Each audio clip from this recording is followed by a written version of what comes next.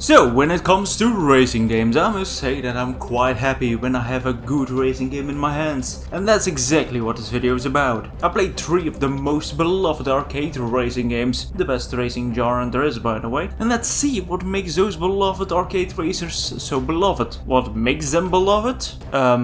Well, maybe like the review score? I don't know. I think they're at least beloved by someone in the world. That's right, that person is me.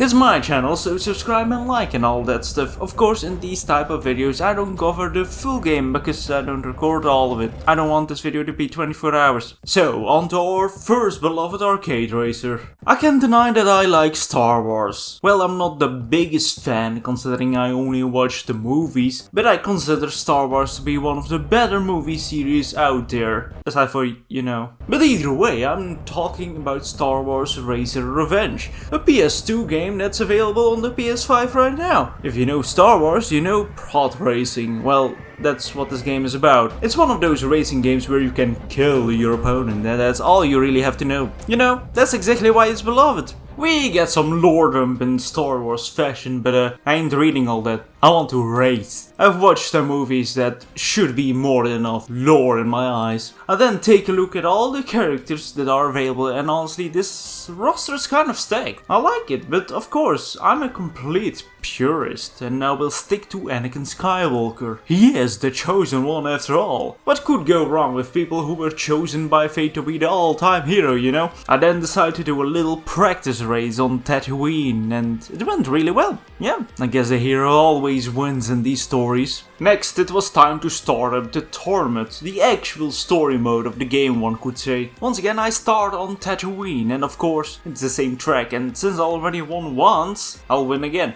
you know. Super easily, of course. But let me tell you first that in this mode we are much more nerve, because for every single race we win, we get money. And with that money, you can upgrade your vehicle, and honestly, it's very simple. And it's honestly a great way to make the game more engaging and to make winning actually more rewarding. And actually you have to put some thought into what upgrades you want, because, you know, you only have a set amount of money, you know, and it's expensive, because he's the guy who is taking care of all that. The next race made me realize that this might actually be a challenging experience considering I was close to dying. I must be honest, these racers are aggressive and they don't give you a lot of room to breathe. This was also the first race where I got my first kill. You gotta get rid of the competition if you actually want to get somewhere, you know.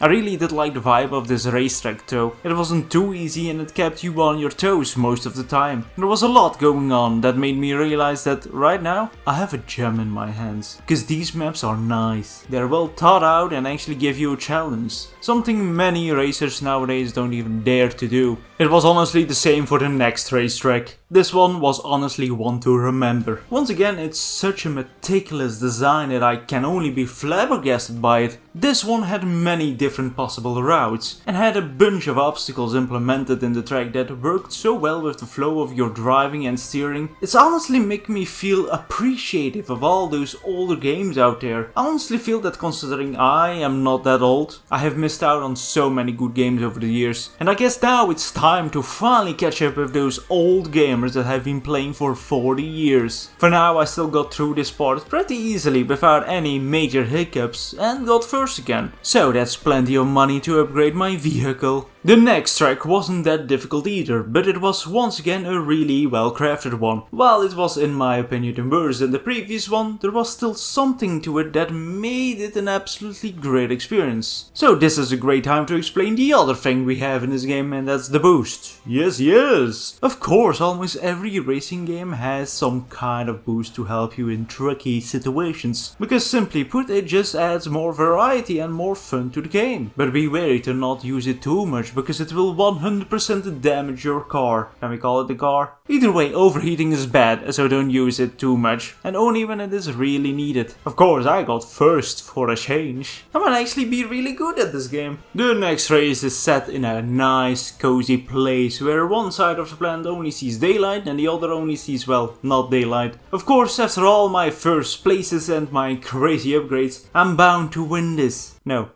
No, I crashed and burned. Yup. The second part of the tournament is on a whole other level that I was not prepared for. Every single bot started playing way more aggressively and killing me left and right. And it was at this moment I realized you could heal your vehicle because, well, I forgot, it does come with a downside though. And that is that your boost overheats much faster every single time you fix your machine. And I think that's a really good balance to just not overuse it. It was not easy, but eventually I did win this race. Honestly, I didn't think about it, but this was in my opinion one of the more badly designed tracks. But once again, I didn't look at it because I was too focused on not trying myself. I'm not gonna lie, this game got really hard after that. And honestly, I was okay with it. No, I lied.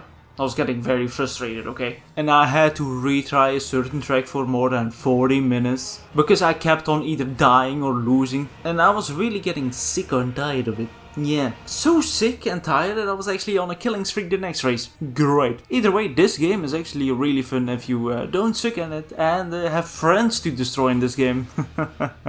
The next game on this list is Horizon Chase Turbo, which I will only touch on lightly in this video as this game was fully removed from every shop. So, thanks Epic Games. If you like this game and want to play it, that's too fucking bad then. You could still sail the seas though, so that's an option. The reason why I wanted to cover this game is because it's so fucking good and it's a fucking crime that it is gone from every store out there. So anyway, let's get started, shall we? I start the game with 2 cars and World Tour because that's the only thing you can play at the start of the game. Furthermore, we start in good old America, the country of the free, or something like that, you know, I'm not really sure, I have never been there myself. We start the first 3 races where getting first is optional and collecting 2 collectibles is also optional. Yes, there are collectibles in this game and no, they're not like the Forza games where it's open world collectibles, no. In this game those are challenging collectibles. In order to get them,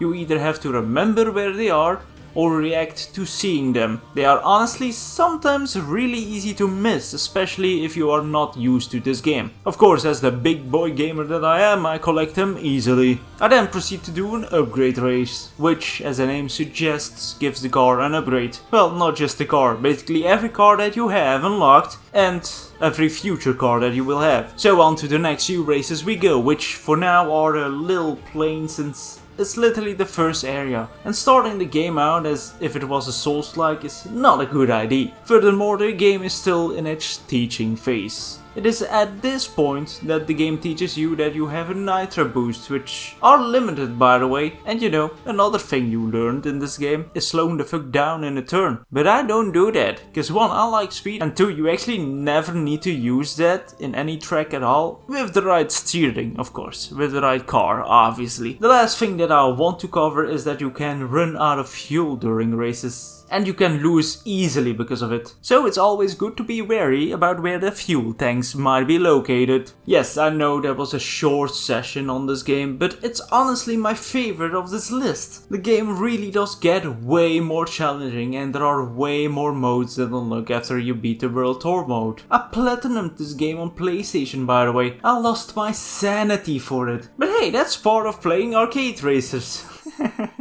But this game does have really great tracks and it's always a blast to play through it again. Too fucking bad it's gone though. And now it's time for the arcade racers of the arcade racers. Mario Kart Double Dash. Yes, I consider this game an arcade racer because for the simple reason that it's a really fun racer and it feels like an arcade racer. Yeah, also this game is in the thumbnail, so you could have guessed that I was going to talk about this game. I know it's technically a kart racer, but like, that's wrong, cause I know my stuff, you know? Trust my sources, alright? I made it the fuck up. I pick a random cup that I wanted to play through for this video because I simply can't do that. And I'm allowed to do whatever I want. And I picked the Koopas because they are honestly my homies. And honestly the best duo in existence because of how cool they are. Gameplay wise, not so much, you know, just shells. The first track is not really disastrous, simply because I picked a really fast car, which is something I usually never do in racing games. You know why I did it? Good question. No clue. I honestly think this track is really nice because even though I hate these dumbass cars, as long as I don't get hit by them, I'm okay. And luckily there aren't that many to get hit by. The next track was honestly another fun one. It's a classic Mario Kart racing track with a few fun things here and there. And I obviously didn't win that one. Oh, I hate you. The next two tracks really showed me that the designers of this game really love kart racers. Cause well, Daisy's Cruise is an all-time classic of a track. And you know, I got first in that one obviously. And Waluigi Stadium is another all-time classic, with the issue of that I picked the wrong car for that one. Yeah, I felt it when I couldn't steer my kart very well. Oh well, I got second at least. Yeah, I truly think Mario Kart Double Dash deserves to be in the spot of one of the most fun arcade racers of all time. It's great, it's a fun time with friends and family, and it destroys relationships. Everything an arcade racer should be doing, you know. Either way, I hope you enjoyed this video, and if you did, consider subscribing and liking. I hope to see you all later in the next video. See ya.